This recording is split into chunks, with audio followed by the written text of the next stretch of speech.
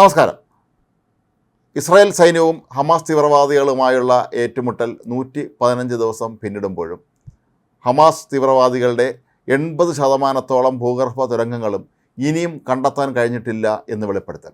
പ്രമുഖ അന്തർദേശീയ മാധ്യമമായ വാൾ സ്ട്രീറ്റ് ജേണലാണ് ഇത് സംബന്ധിച്ച വിവരങ്ങൾ ഇപ്പോൾ പുറത്തുവിട്ടിരിക്കുന്നത്. നേരത്തെ ഹമാസിൻ്റെ പല ഭൂഗർഭ തുരങ്കങ്ങളും അത് ആശുപത്രികൾ ഉൾപ്പെടെയുള്ള സ്ഥലങ്ങളിൽ ഉണ്ടായിരുന്നതൊക്കെ തന്നെ ഇസ്രായേൽ സൈന്യം തകർത്ത് തരിപ്പണമാക്കിയിരുന്നു. പൊതുവെ അന്ന് എല്ലാവരും കരുതിയിരുന്നത് ഇവരുടെ തുരങ്കങ്ങളെല്ലാം തന്നെ നശിപ്പിച്ച് കഴിഞ്ഞു എന്നാണ്. പക്ഷേ വാൾ സ്ട്രീറ്റ് ജേണൽ പറയുന്നത് 80% തുരങ്കങ്ങൾ ഇപ്പോഴും കണ്ടുപിടിക്കപ്പെട്ടിട്ടില്ല എന്നാണ്. ഇത്തരം തുരങ്കങ്ങളിലാണ് യാഹ്യ സിൻവർ ഉൾപ്പെടെയുള്ള ഹമാസിൻ്റെ പ്രമുഖരായ നേതാക്കൾ ഇപ്പോഴും ഒളിവിൽ കഴിയുന്നത് എന്നും വാൾ സ്ട്രീറ്റ് ജേണൽ വെളിപ്പെടുത്തുന്നു. ഇസ്രായേൽ സൈന്യം അതിശക്തമായ പോരാട്ടം നടത്തിയാണ് ഈ പല ഭൂഗർഭ തുരങ്കങ്ങളും കണ്ടെത്തിയത്. ഗാസയിലെ തന്നെ അൽഷിഫ ആശുപത്രി ഉൾപ്പെടെയുള്ള സ്ഥലങ്ങളിൽ നിരവധി വിദ്യാഭ്യാസ സ്ഥാപനങ്ങളൊക്കെ തന്നെ നടത്തിയ പരിശോധനയിലാണ് ഇത്തരത്തിലുള്ള വൻതോതിലുള്ള തുരങ്കങ്ങൾ കണ്ടെത്തിയിരുന്നത്. ഇവിടെ തന്നെയാണ് പല തീവ്രവാദികളും താമസിക്കുന്നതും ഒപ്പം ഇസ്രായേലിൽ നിന്ന് തട്ടിക്കൊണ്ടുവന്ന ബന്ദികളെ പാർപ്പിച്ചിരിക്കുന്നതൊക്കെ തന്നെ ഇത്തരം തുരങ്കങ്ങളിലാണ് എന്നാണ് പറയപ്പെടുന്നത്.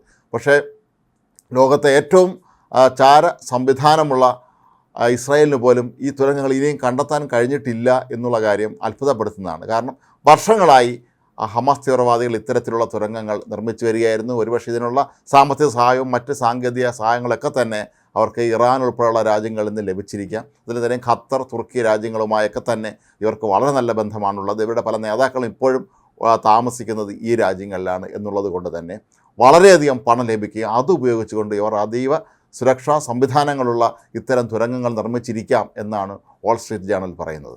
മാത്രവുമല്ല, ഇതിൽ മറ്റൊരു പ്രധാനപ്പെട്ട കാര്യം, ഈ തുരങ്കങ്ങൾ സംബന്ധിച്ച് മറ്റുള്ളവരെ, അതായത് തങ്ങളെ ആക്രമിക്കാൻ എത്തുന്നവരെ തെറ്റിദ്ധരിപ്പിക്കുന്ന രീതിയിൽ ഈ തുരങ്കങ്ങളുടെ പ്രവേശന കവാടം ഉൾപ്പെടെയുള്ള കാര്യങ്ങളിൽ നിരവധി തട്ടിപ്പുകൾ അല്ലെങ്കിൽ നിരവധി സുരക്ഷാ സംവിധാനങ്ങൾ ഹമാസ് തീവ്രവാദികൾ നേരത്തെ തന്നെ ചെയ്തു വെച്ചിട്ടുണ്ടായിരുന്നു എന്നും പറയപ്പെടുന്നു.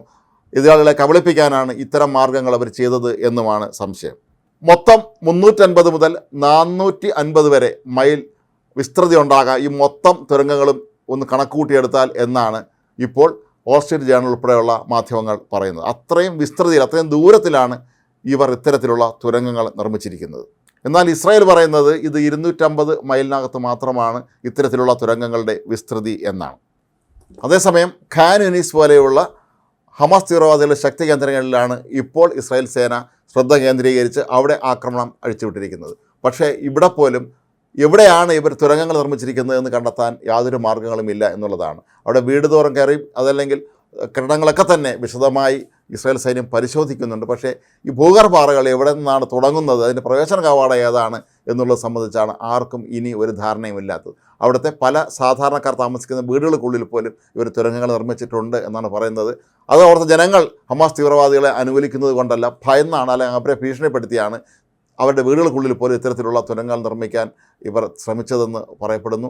ഒപ്പം ആശുപത്രികളും സ്കൂളുകളുമൊക്കെ തന്നെ ഇവരുടെ ഈ തുരങ്കങ്ങൾ നിർമ്മിക്കുന്നതിന് ഉപയോഗിച്ചു. മാത്രമല്ല, ഈ തുരങ്കങ്ങൾക്കുള്ളിൽ തന്നെ വളരെ സുരക്ഷിതമായി കഴിയാനുള്ള എല്ലാവിധ സംവിധാനങ്ങളും ഇവർ ഒരുക്കിയിട്ടുണ്ട് എന്നുള്ളതാണ് മറ്റൊരു പ്രധാനപ്പെട്ട കാര്യം. നവംബറിൽ വിട്ടയക്കപ്പെട്ട ഒരു ഇസ്രായേൽ ബന്ധി കഴിഞ്ഞ ദിവസം ഒരു മാധ്യമത്തോട് വെളിപ്പെടുത്തിയ കാര്യങ്ങൾ ഇവിടെ ശ്രദ്ധിക്കേണ്ടതാണ്. തങ്ങൾ ഭൂഗർഭ അറയ്ക്കുള്ളിലാണ് കഴിഞ്ഞിരുന്നത് എന്നും ഒരു ദിവസം ഹമാസിൻ്റെ പ്രമുഖ നേതാവായ യാഹ്യ സിൻവർ തങ്ങളെ വന്ന് കണ്ടിരുന്നുവെന്നും ഇവിടുത്തെ കാര്യങ്ങളൊക്കെ തിരക്കിയതിന് ശേഷം അദ്ദേഹം മടങ്ങിപ്പോയി എന്നുമാണ് പറയുന്നത്. ഇതൊക്കെ തന്നെ സൂചിപ്പിക്കുന്നത് ഈ നിലവറകൾ, ഈ ഭൂഗർഭറകൾ എവിടെയാണ് എന്നുള്ളതിനെക്കുറിച്ച് ആർക്കും ഒരു ധാരണയില്ല എന്നുള്ളത് തന്നെയാണ്. ഇസ്രായേലിന് എന്തുകൊണ്ട് ഇത് നേരത്തെ കണ്ടുപിടിക്കാൻ സാധിച്ചില്ല എന്നുള്ളത് ഇപ്പോഴും മനസ്സിലാകാൻ കഴിയാത്ത ഒരു കാര്യമാണ്.